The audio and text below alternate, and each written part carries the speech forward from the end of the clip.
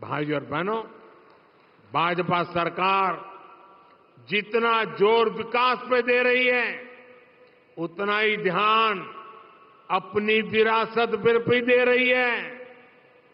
एक क्षेत्र तो हमारी आस्था और इतिहास का एक महत्वपूर्ण केंद्र रहा है।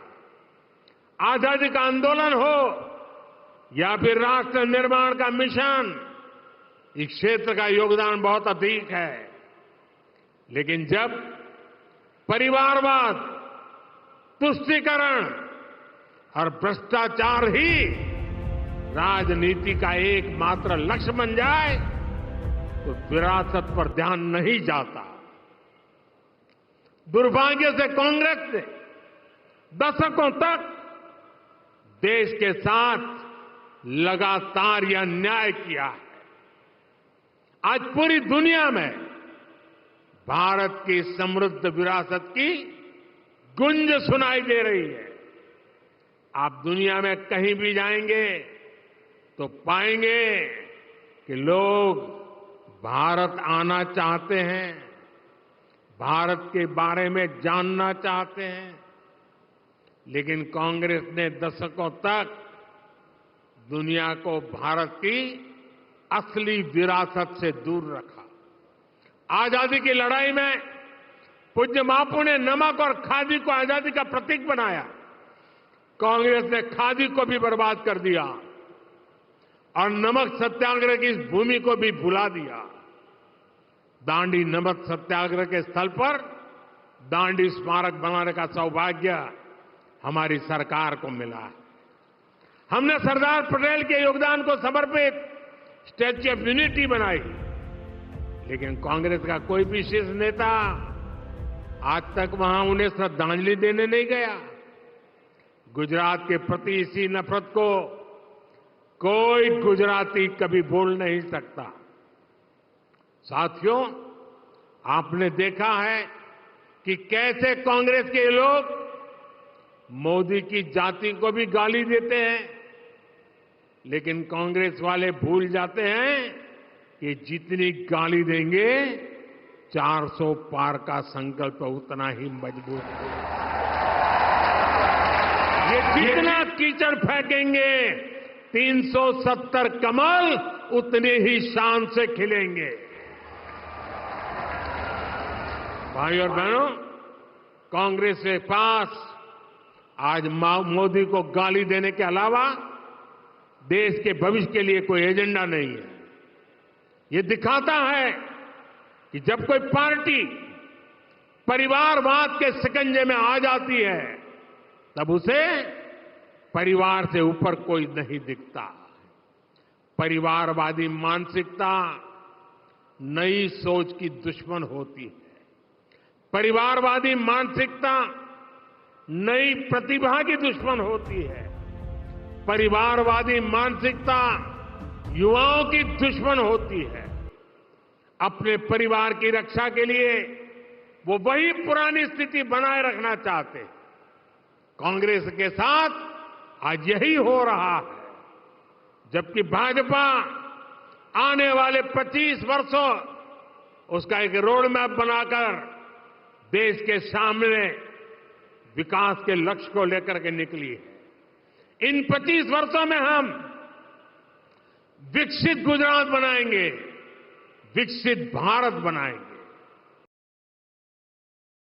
भाइयों और बहनों, मोदी की गारंटी वहां से शुरू होती है जहां दूसरों से उम्मीद खत्म होती है।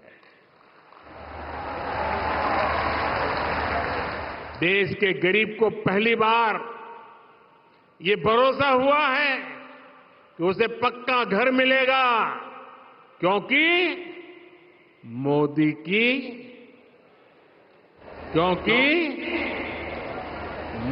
की गारंटी है। गरीब से गरीब को पहली बार ये भरोसा हुआ है कि उसे भूखा नहीं सोना पड़ेगा, उसे दर्द नहीं सहना पड़ेगा, क्योंकि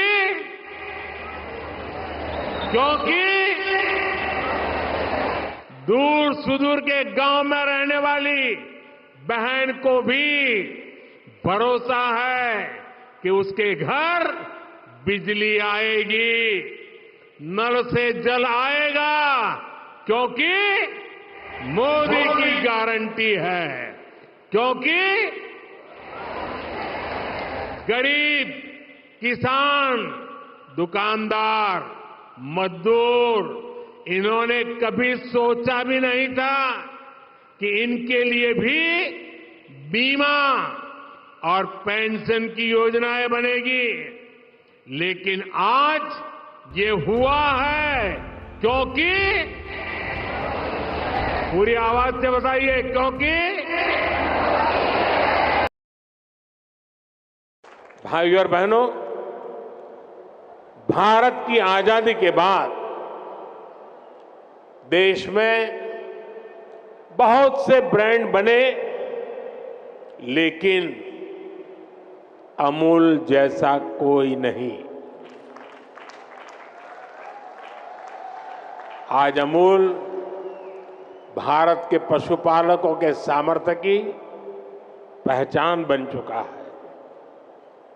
अमूल यानी विश्वास, अमूल यानी विकास, अमूल यानी जन भागीदारी, अमूल यानी किसानों का सशक्तिकरण, अमूल यानी समय के साथ आधुनिकता का समावेश, अमूल यानी आत्मनिर्भर भारत की प्रेरणा, अमूल यानी बड़े सपने, बड़े संकल्प और उससे भी बड़ी सिद्धियां। आज दुनिया के 50 से ज्यादा देशों में अमूल के प्रोडक्ट को निर्यात किया जाता है। 18,000 से ज्यादा दुग्ध सहकारी मंडली, 36 लाख किसानों का नेटवर्क, हर दिन 3.5 करोड़ लीटर से ज्यादा दूध का संग्रहण, हर रोज पशुपालकों को 200 करोड़ रुपए से अधिक का ऑनलाइन पेमेंट, ये आसान नहीं है। छोटे छोटे पशुपालकों की ये संस्था आज जिस बड़े पैमाने पर काम कर रही है, वही तो संगठन की शक्ति है, सहकार की शक्ति है। भाइयों और बहनों, दूरगामी सोच के साथ लिए गए फैसले कई बार आने वाली पीढ़ियों का भाग्य कैसे बदल देते हैं, अमूल इसका भी एक उदाहरण है। आज अमूल के ये नींव सरदार वल्लभ भाई पटेल के मार्गदर्शन में खेड़ा मिल्क यूनियन के रूप में रखी गई थी। समय के साथ डेयरी सहकारिता गुजरात में और व्यापक होती गई और फिर गुजरात मिल्क मार्केटिंग फेडरेशन बनी। आज भी ये सरकार और सहकार के तालमेल का बेहतरीन मॉडल है। ऐसे ही प्रयासों की वजह से हम आज दुनिया के सबसे बड़े दूध उत्पादक देश हैं। भारत के डेयरी सेक्टर में 8 करोड़ लोग सीधे जुड़े हुए हैं। अगर मैं पिछले 10 साल की बात करूं तो भारत में दूध उत्पादन में करीब करीब 60% वृद्धि हुई है। पिछले 10 वर्षों में प्रति व्यक्ति दूध उपलब्धता भी करीब करीब 40% बढ़ी है। दुनिया में डेयरी सेक्टर सिर्फ 2% की दर से आगे बढ़ रहा है, जबकि भारत में डेयरी सेक्टर 6% की दर से आगे बढ़ रहा है। साथियों, भारत के डेयरी सेक्टर की एक सबसे बड़ी विशेषता है जिसकी उतनी चर्चा नहीं होती। आज इस ऐतिहासिक अवसर पर मैं इस विषय पर भी विस्तार से चर्चा करना चाहता हूं। भारत में 10 लाख करोड़ रुपए के टर्नओवर वाले डेयरी सेक्टर की मुख्य कर्ता धर्ता देश की नारी शक्ति है, हमारी माताएं हैं, हमारी बहनें हैं, हमारी बेटियां हैं। आज देश में धान, गेहूं और गन्ने को भी मिला दें तो भी इन फसलों का टर्नओवर 10 लाख करोड़ रुपए नहीं होता, जबकि 10 लाख करोड़ टर्नओवर वाले डेयरी सेक्टर में 70% काम करने वाली हमारी माताएं, बहनें, बेटियां हैं।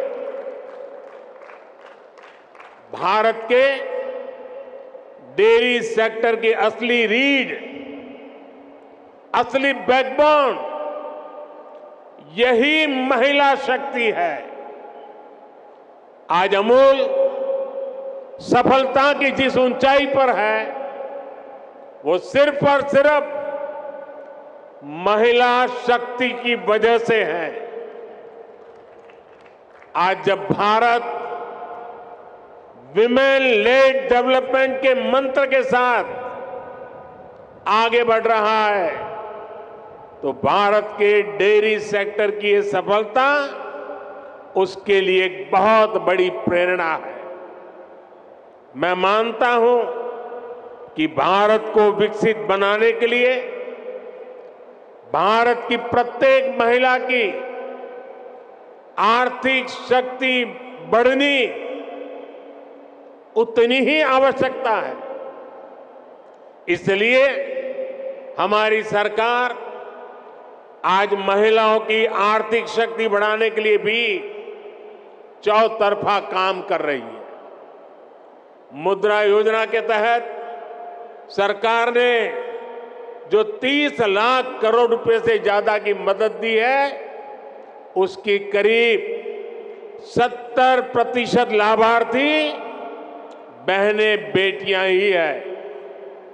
सरकार के प्रयास से पिछले 10 साल में महिला सेल्फ हेल्प ग्रुप से जुड़ी महिलाओं की संख्या 10 करोड़ को पार कर गई है।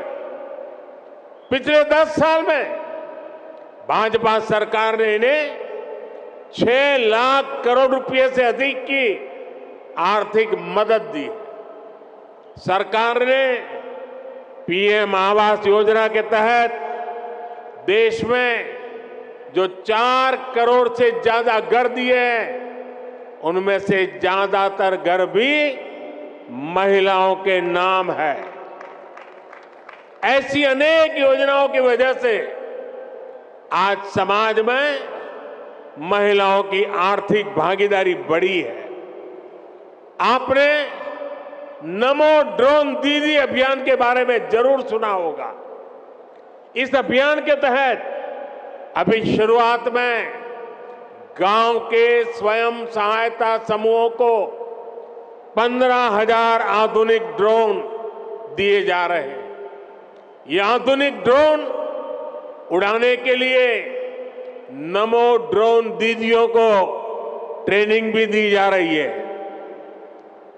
वो दिन दूर नहीं जब गांव-गांव में नमो ड्रोन दीदियां कीटनाशक छिड़कने से लेकर खाद छिड़कने में भी सबसे आगे रहेगी।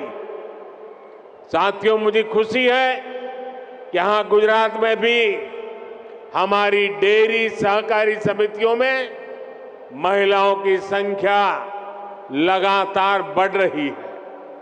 मुझे याद है जब मैं गुजरात में था तो हमने डेयरी सेक्टर से जुड़ी महिलाओं के लिए एक और बड़ा काम किया था। हमने सुनिश्चित किया कि डेयरी का पैसा हमारी बहनों बेटियों के बैंक खातों में सीधा जमा हो। मैं आज इस भावना को विस्तार देने के लिए भी अमूल की प्रशंसा करूंगा। हर गांव में माइक्रो एटीएम लगने से पशुपालकों को पैसा निकालने के लिए बहुत दूर जाने की जरूरत नहीं पड़ेगी। आने वाले समय में पशुपालकों को रुपे क्रेडिट कार्ड देने भी उसकी भी योजना है।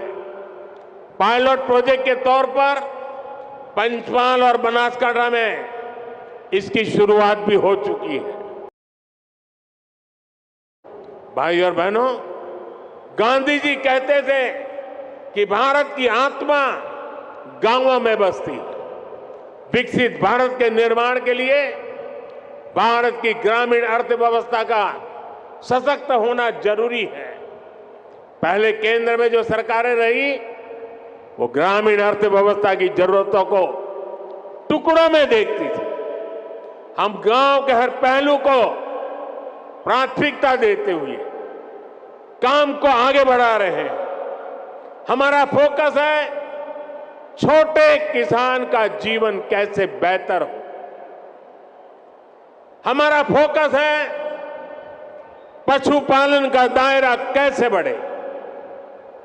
हमारा फोकस है पशुओं का स्वास्थ्य कैसे बेहतर हो। हमारा फोकस है गांव में पशुपालन के साथ ही मछली पालन और मधुमक्खी पालन को कैसे प्रोत्साहित किया जाए। इसी सोच के साथ हमने पहली बार पशुपालकों और मछली पालकों को भी किसान क्रेडिट कार्ड की सुविधा दी है। हमने किसानों को ऐसे आधुनिक बीज दिए हैं जो जलवायु परिवर्तन का मुकाबला कर सके। भाजपा सरकार राष्ट्रीय गोकुल मिशन जैसे अभियानों के माध्यम से दुधारू पशुओं की नस्ल सुधारने का भी काम कर रही है। लंबे समय तक फुट एंड माउथ डिसीज, मुंह पका और खरपका हमारे पशुओं के लिए बहुत बड़े संकट का कारण रही। इसी बीमारी के कारण हर साल हजारों करोड़ रुपए का नुकसान आप सभी पशुपालकों को होता है। इसकी रोकथाम के लिए केंद्र सरकार ने पूरे देश में एक मुफ्त टीकाकरण अभियान चलाया। इस अभियान पर 15,000 करोड़ रुपए से ज्यादा खर्च किए जा रहे हैं। इसके तहत 60 करोड़ टीके लगाए जा चुके हैं। हम 2030 तक फुट एंड माउथ डिसीज को जड़ से खत्म करने के लिए काम कर रहे हैं। साथियों, पशुधन की समृद्धि के लिए कल हमारी कैबिनेट की मीटिंग थी। कल जरा कैबिनेट मीटिंग हमने देर रात की थी और कल भाजपा सरकार ने कैबिनेट में बड़े महत्वपूर्ण निर्णय लिए। नेशनल लाइवस्टॉक मिशन में संशोधन करके देसी नस्ल की प्रजातियों को बचाने के लिए नए उपायों की घोषणा हुई है। बंजर जमीन को चारागाह की तरह उपयोग में लाने के लिए भी आर्थिक मदद देने का निर्णय लिया गया है। सरकार ने पशुधन का बीमा कराने में किसान का कम से कम खर्च हो, इसके लिए प्रीमियम की राशि को भी कम करने का फैसला लिया है। ये फैसले पशुओं की संख्या बढ़ाने, पशुपालकों की आय बढ़ाने में के लोग जानते हैं और मददगार साबित पानी का संकट क्या होता है। सौराष्ट्र में, कच्छ में, उत्तर गुजरात में हमने अकाल के दिनों में हजारों पशुओं को एक स्थान से दूसरे स्थान पर मीलों मीलों चलते जाते देखा है। हमने पशुओं के मरते पशुओं के ढेर, उसकी तस्वीरें भी देखी है। नर्मदा जल पहुंचने के बाद ऐसे क्षेत्रों का भाग्य बदल गया। हम प्रयास कर रहे हैं कि भविष्य में ऐसी चुनौती से ना जूझना पड़े। सरकार ने जो 60,000 से ज्यादा अमृत सरोवर बनाए हैं, वो भी देश की ग्रामीण अर्थव्यवस्था को बहुत मदद करने वाले हैं। हमारा प्रयास है कि गांव में छोटे किसान को आधुनिक टेक्नोलॉजी से भी जोड़े। गुजरात में आपने देखा है कि बीते वर्षों में माइक्रो इरिगेशन का दायरा, टपक सिंचाई का दायरा कई गुना बढ़ गया है। टपक सिंचाई के लिए किसानों को मदद दी जा रही है। हमने लाखों किसान समृद्धि केंद्र स्थापित किए ताकि किसानों को गांव के निकट ही वैज्ञानिक समाधान मिल सके। जैविक खाद बनाने में किसानों को मदद मिले, इसके लिए भी व्यवस्थाएं बनाई जा रही है। साथियों, हमारी सरकार का जोर अन्नदाता को ऊर्जादाता बनाने के साथ ही उर्वरक दाता बनाने पर भी है। हम किसानों को सोलर पंप दे रहे हैं। खेत की मेड़ पर ही छोटे छोटे सोलर प्लांट लगाने के लिए मदद दे रहे हैं। इसके अलावा गोवर्धन योजना के तहत पशुपालकों से गोबर भी खरीदने की व्यवस्था बनाई जा रही है। गोबर से जो हमारे डेयरी प्लांट हैं, वहां बिजली पैदा की जा रही है। बदले में जो जैविक खाद बनती है, वो वापस किसानों को बहुत कम कीमत में उपलब्ध हो रही है। इससे किसान और पशु दोनों को तो लाभ होगा ही, खेत की मिट्टी के स्वाद का भी बेहतर लाभ होगा। अमूल ने बनासकांठा में जो गोबर गैस प्लांट लगाया है, वो इसी दिशा में एक बड़ा कदम है। साथियों, हम ग्रामीण अर्थव्यवस्था में सहकारिता का दायरा बहुत अधिक बढ़ा रहे हैं। इसके लिए पहली बार हमने केंद्र में अलग से सहकारिता मंत्रालय बनाया है। आज देश के 2 लाख से अधिक गांव में सहकारी समितियों का निर्माण किया जा रहा है। खेती हो, पशुपालन हो, मछली पालन हो, इन सभी सेक्टर्स में ये समितियां बनाई जा रही है। हम तो मेड इन इंडिया यानी मैन्युफैक्चरिंग में भी सहकारी समितियों को प्रोत्साहित कर रहे हैं। उनके लिए टैक्स को भी बहुत कम किया गया। देश में 10,000 किसान उत्पाद संघ यानी एफपीओ बनाए जा रहे हैं, जिनमें से लगभग 8,000 बन भी चुके हैं। ये छोटे किसानों के बड़े संगठन है। ये छोटे किसान को उत्पाद के साथ साथ कृषि उद्यमी और निर्यातक बनाने का मिशन है। आज भाजपा सरकार पैक्स को, एफपीओ को, दूसरी सहकारी समितियों को करोड़ों रुपए की मदद दे रही है। हमने गांवों में खेती से जुड़े इंफ्रास्ट्रक्चर के लिए 1 लाख करोड़ रुपए का फंड भी बनाया।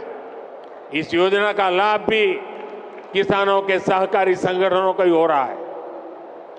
साथियों, हमारी सरकार पशुपालन से जुड़े इंफ्रास्ट्रक्चर को आधुनिक बनाने पर भी रिकॉर्ड निवेश कर रही है। इसके लिए 30,000 करोड़ रुपए का एक स्पेशल फंड बनाया गया। इसमें डेयरी सहकारी संस्थाओं को ब्याज पर पहले से अधिक छूट का प्रावधान किया गया। सरकार मिल्क प्लांट के आधुनिकीकरण पर भी हजारों करोड़ रुपए खर्च कर रही है। इसी योजना के तहत आज साबरकांठा मिल्क यूनियन के 2 बड़े प्रोजेक्ट का उद्घाटन हुआ है। इसमें प्रतिदिन 800 टन पशुओं का चारा बनाने वाला आधुनिक प्लांट भी शामिल है। साथियों, भारत की विकास यात्रा में एक अद्भुत कालखंड है। एक ऐसा समय है जब देव काज हो या फिर देश काज, दोनों तेज गति से हो रहे हैं।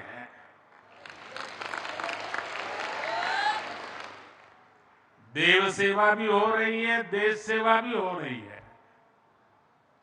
आज एक तरफ ये पावन कार्य संपन्न हुआ है, वहीं विकास से जुड़े 13,000 करोड़ रुपए के प्रोजेक्ट्स का भी शिलान्यास और लोकार्पण हुआ है।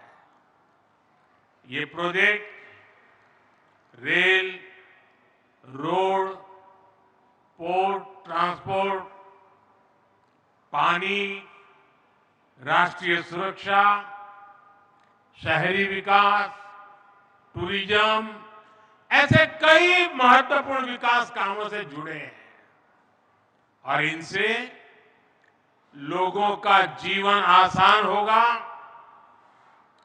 और इस क्षेत्र के युवाओं के लिए रोजगार के, स्वरोजगार के नए अवसर बनेंगे। मेरे परिवारजनों, आज मैं इस पवित्र धरती पर एक दिव्य ऊर्जा महसूस कर रहा हूं। ये ऊर्जा हजारों वर्ष से चली आ रही उस आध्यात्मिक चेतना से हमें जोड़ती है, जिसका संबंध भगवान कृष्ण से भी है और महादेव जी से भी है। ये ऊर्जा हमें इस यात्रा से भी जोड़ती है जो पहले गादीपति महंत विरमगिरी बापू जी ने शुरू की थी। मैं गादीपति पूज्य जयराम गिरी बापू को भी आदरपूर्वक प्रणाम करता हूं। आपने गादीपति महंत बलदेव गिरी बापू के संकल्प को आगे बढ़ाया और उसे सिद्धि तक पहुंचाया। आप में से बहुत लोग जानते हैं, बलदेव गिरी बापू के साथ मेरा करीब 3-4 दशक का बहुत ही गहरा नाता रहा था। जब मुख्यमंत्री था तो कई बार मुझे मेरे निवास स्थान पर उनके स्वागत का अवसर मिला।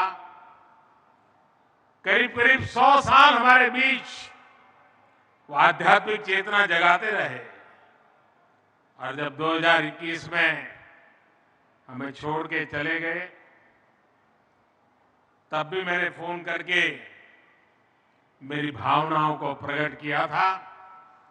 लेकिन आज जब उनके सपने को सिद्ध होता हुआ देखता हूं तो मेरी आत्मा कहती है, आज वो जहां होंगे इस सिद्धि को देखकर प्रसन्न हो रहे होंगे, हमें आशीर्वाद देते होंगे। सैकड़ों वर्ष पुराना ये मंदिर आज 21वीं सदी की भव्यता और पुरातन दिव्यता के साथ तैयार हुआ है। ये मंदिर सैकड़ों शिल्पकारों, श्रमजीवियों के वर्षों के अथक परिश्रम का भी परिणाम है। इसी परिश्रम के कारण इस भव्य मंदिर में आज वाणीनाथ महादेव, परांबा श्री हिंगलाज माता जी और भगवान दत्तात्रेय विराजे हैं। मंदिर निर्माण में जुटे रहे अपने सभी श्रमिक साथियों का भी मैं वंदन करता हूं। भाइयों और बहनों, हमारे ये मंदिर सिर्फ देवालय है ऐसा नहीं है, सिर्फ पूजा पाठ करने की जगह है ऐसा भी नहीं है, बल्कि ये हमारी हजारों वर्ष पुरानी संस्कृति के, परंपरा के प्रतीक है। हमारे यहां मंदिर ज्ञान और विज्ञान के केंद्र रहे हैं। देश और समाज को अज्ञान से ज्ञान की तरफ ले जाने के माध्यम रहे हैं। शिवधाम श्री वाणीनाथ अखाड़े ने तो शिक्षा और समाज सुधार की इस पवित्र परंपरा को पूरी निष्ठा से आगे बढ़ाया है। और मुझे बराबर याद है, पूज्य बड़देव गिरी महाराज जी के साथ जब भी बात करता था तो आध्यात्मिक या मंदिर की बातों से ज्यादा वे समाज के बेटे बेटियों की शिक्षा की चर्चा करते थे। पुस्तक पर्व के आयोजन से लोगों में जागरूकता बढ़ी है। स्कूल और हॉस्टल के निर्माण से शिक्षा का स्तर और बेहतर हुआ है। आज प्रतियोगी परीक्षाओं की तैयारी करने वाले सैकड़ों विद्यार्थी को रहने, खाने और लाइब्रेरी की सुविधा दी जा रही है। देवकाश और देश काज का इससे बेहतर उदाहरण भला क्या हो सकता है। ऐसी परंपरा को आगे बढ़ाने के लिए रबारी समाज प्रशंसा का पात्र है।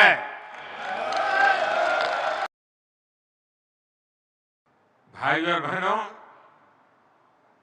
आज देश सबका साथ सबका विकास के मंत्र पर चल रहा है।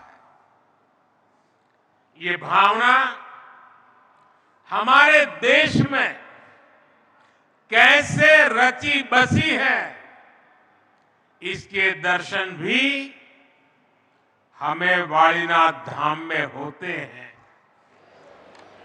ये ऐसा स्थान है जहां भगवान ने प्रकट होने के लिए एक रबारी चरवाहे भाई को निमित्त बनाया।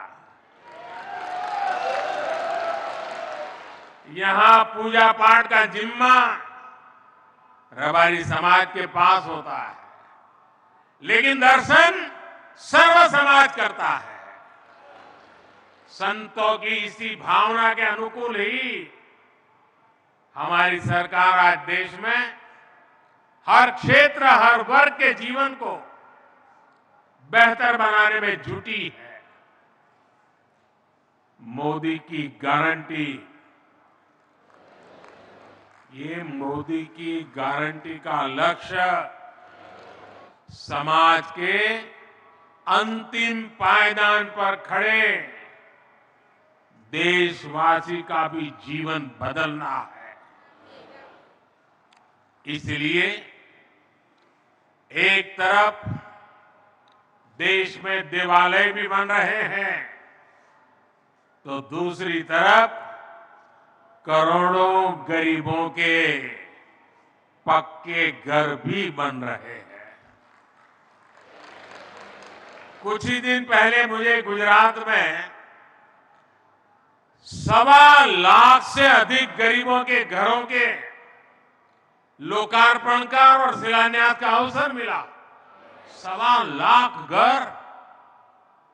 ये गरीब परिवार कितने आशीर्वाद देंगे, आप कल्पना कीजिए। आज देश के 80 करोड़ लोगों को मुफ्त राशन मिल रहा है, ताकि गरीब के घर का भी चूल्हा जलता रहे। ये एक प्रकार से भगवान का ही प्रसाद है। आज देश के 10 करोड़ नए परिवारों को नल से जल मिलना शुरू हुआ है। ये उन गरीब परिवारों के लिए किसी अमृत से कम नहीं है, जिन्हें पहले पानी के इंतजाम में दूर दूर तक जाना पड़ता था।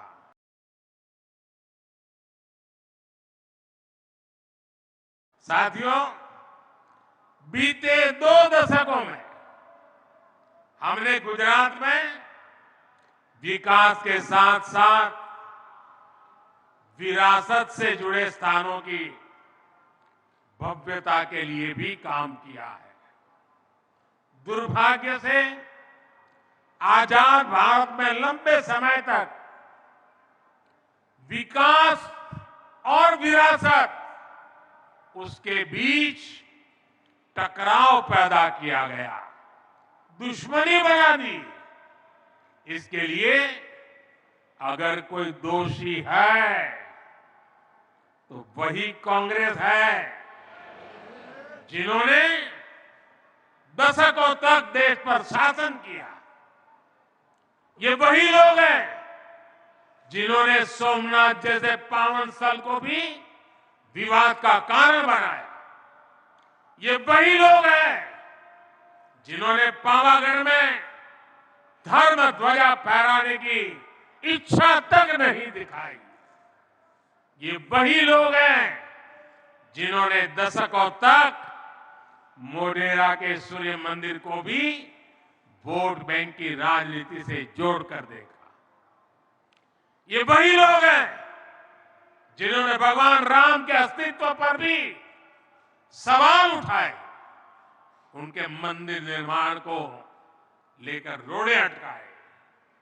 और आज जब जन्मभूमि पर भव्य मंदिर का निर्माण हो चुका है, जब पूरा देश इससे खुश है, तो भी नकारात्मकता को जीने वाले लोग नफरत का रास्ता छोड़ नहीं रहे।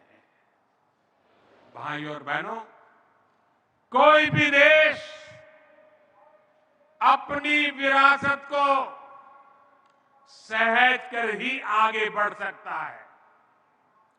गुजरात में भी भारत की प्राचीन सभ्यता के अनेक प्रतीक चिन्ह है। ये प्रतीक इतिहास को समझने के लिए नहीं, बल्कि आने वाली पीढ़ियों को अपने मूल से जोड़ने के लिए भी बहुत जरूरी है। इसलिए हमारी सरकार का ये निरंतर प्रयास रहा है कि इन प्रतीकों को सहेजा जाए, इन्हें विश्व धरोहरों के रूप में विकसित किया जाए। अब आप देखिए वडनगर में खुदाई में नया नया इतिहास कैसे सामने आ रहा है। पिछले महीने ही वडनगर में 2800 साल पुरानी बस्ती के निशान मिले हैं। 2800 साल पहले लोग वहां रहते थे। धौलावीरा में भी कैसे प्राचीन भारत के दिव्य दर्शन हो रहे हैं। ये भारत के गौरव है। हमें अपने इस समृद्ध अतीत पर गर्व है। साथियों, आज नए भारत में हो रहा हर प्रयास भावी पीढ़ी के लिए विरासत बनाने का काम कर रहा है।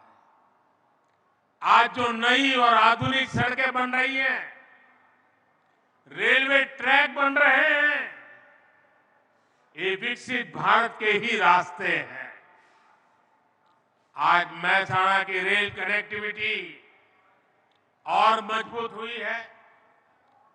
रेल लाइन के दोहरीकरण से अब बनासकांठा और पाटन की कंडला, टूना और मुंद्रा पोर्ट से कनेक्टिविटी बेहतर हुई है। इससे नई ट्रेन चलाना भी संभव हुआ है और मालगाड़ियों के लिए भी सुविधा हुई है।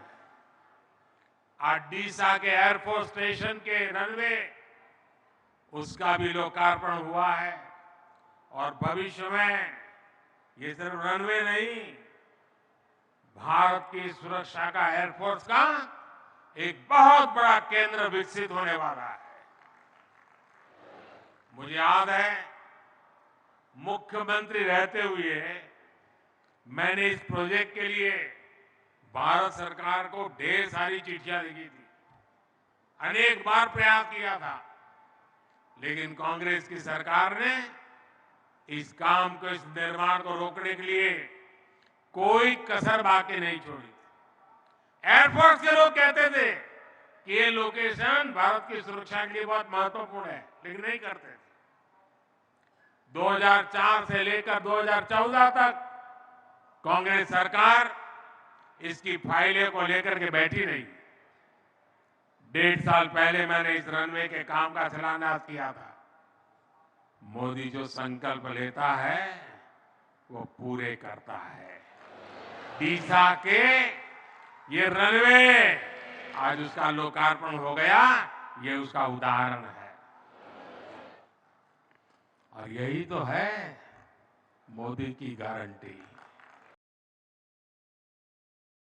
साथियों, मोदी ने देश के गरीब, किसान, युवा और महिला सभी को सशक्त करने की गारंटी दी है।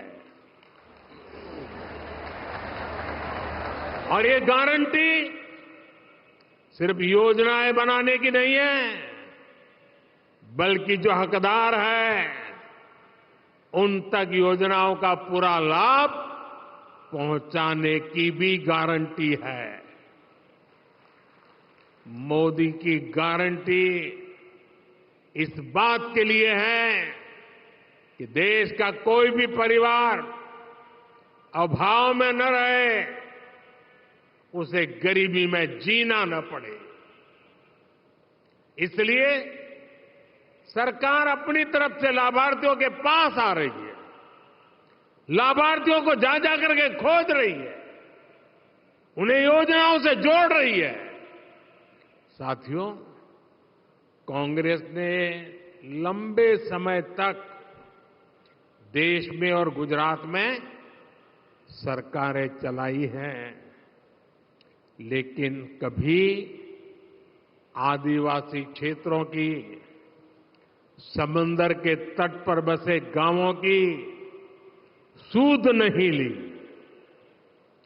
यहां गुजरात में भाजपा सरकार ने उमरगाम से लेकर अंबाजी तक पूरे आदिवासी पट्टे में हर मूल सुविधा पहुंचाने के लिए अविरत काम किया। लेकिन देश के स्तर पर ऐसा नहीं हुआ। 2014 तक देश में 100 से अधिक जिले विकास में अंतिम छोर पर थे, कोई पूछने वाला नहीं था। इनमें से अधिकतर आदिवासी बाहुल्य जिले थे। पिछले 10 वर्षों में हमने इन जिलों को तेज विकास के लिए आकांक्षी बनाया। आज आकांक्षी जिला अभियान, उसकी वजह से देश के 100 जिले विकास में तेजी से आगे बढ़ रहे हैं। भाइयों और बहनों, मोदी की गारंटी वहां से शुरू होती है जहां दूसरों से उम्मीद खत्म होती है। देश के गरीब को पहली बार ये भरोसा हुआ है कि उसे पक्का घर मिलेगा, क्योंकि मोदी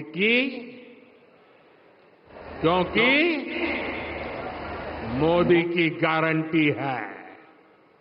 गरीब से गरीब को पहली बार ये भरोसा हुआ है कि उसे भूखा नहीं सोना पड़ेगा, उसे दर्द नहीं सहना पड़ेगा, क्योंकि